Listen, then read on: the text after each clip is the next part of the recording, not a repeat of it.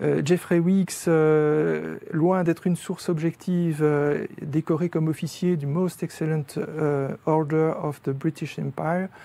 En 2012, il est cité pour son article en 1998 The Sexual Citizen et il se présente comme un historien et sociologue constructiviste et militant LGBT. Et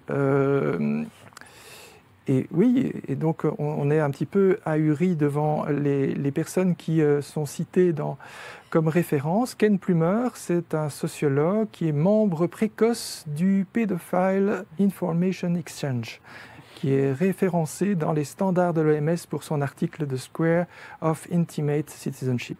Donc c'est dur à entendre quand même.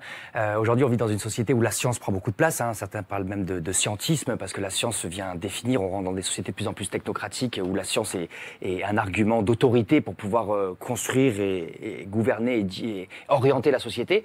Et là, on apprend en tant que parent, tonton, grand-parent, que ce qui définit les normes en termes d'éducation à la sexualité, depuis maintenant près d'un siècle, en fait, comme plus de 70 ans, a été défini par des gens qui sont profondément instables, qui ont qui ont été reconnus comme ayant des déviances sexuelles. Parce que là, on peut parler de déviance. Je veux dire, on parle de sexualité de l'enfant, quoi. Là, on parle vraiment, c'est des choses très graves. On peut vous en ajouter encore. C'est celle qui est à l'origine de la création de la Fédération internationale du planning familial, et Margaret Sanger. Oui. Et c'est 1920 à peu près. Quand même des liens avec le Ku Klux Klan. Elle était eugéniste. C'est elle qui a commencé à parler de cours d'éducation à la sexualité pour les jeunes filles. Je pense qu'elle a dit le plus beau cadeau qu'on puisse faire à un enfant pauvre, c'est de le tuer. Voilà. C'est l'humanité. Et elle avait eu l'idée aussi que les parents américains, ce serait bien qu'on leur demande qu'ils demandent une autorisation pour avoir un enfant parce que c'est vraiment une misère que de mettre au monde des enfants. Et c'est quand même, eugéniste, des liens avec le nazisme, comme Alfred Kinsey d'ailleurs, parce qu'il y a eu des expériences en camp aussi sur les enfants.